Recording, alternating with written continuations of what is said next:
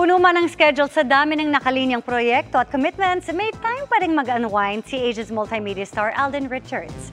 Isa riyan ang pinaplano nilang ganap ng ka-love team na si Catherine Bernardo kapag free time sa shooting ng Hello Love Again sa Canada. Makichika kay Nelson Canlas. San Francisco, USA. Excited na kaming makita. Getting ready na si Alden Richards para makapagpasaya ng Global Pinoys sa upcoming Sparkle Tour. Parang ang last out of the country kong performance was during the Forward World Tour naman, yung digital concert ko na dinala natin abroad.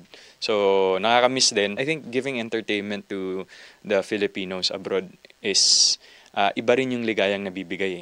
Makakasama ni Alden sa US sina Julian San Jose, Raver Cruz at Ay de las Alas.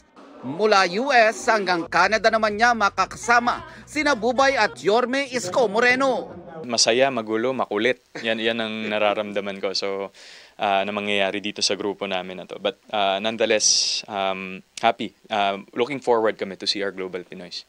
Biyaheng Japan naman ang Sparkle World Tour sa September.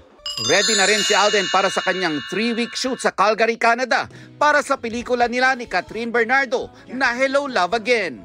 Nag-uusap na nga raw sila ni Kat tungkol sa mga pupuntahan nila sa Canada during their spare time. May mga restaurants na parang gusto kaming itry and at the same time of course maganda kasi dun sa area na yun eh.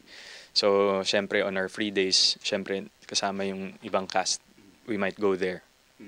Food trip talaga. Food trip, masarap kumain.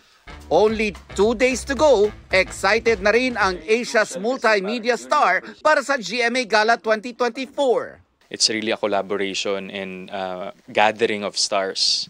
So yun yung nililook forward ko na everyone from the network and of course dun sa mga iba nating kapitbahay na network nasa isang bubong, all together, glammed up, being able to talk to each other and catch up.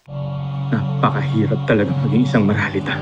Mixed emotions din si Alden sa nalalapit na premiere ng Pulang Araw sa July 26 sa Netflix Philippines at July 29 sa GMA. Fulfilled, pero mas grateful po kami sa pagtanggap ng ating mga kapuso. Happy kami with the turnouts of our project because lahat po ito ay galing sa puso at para sa bayan.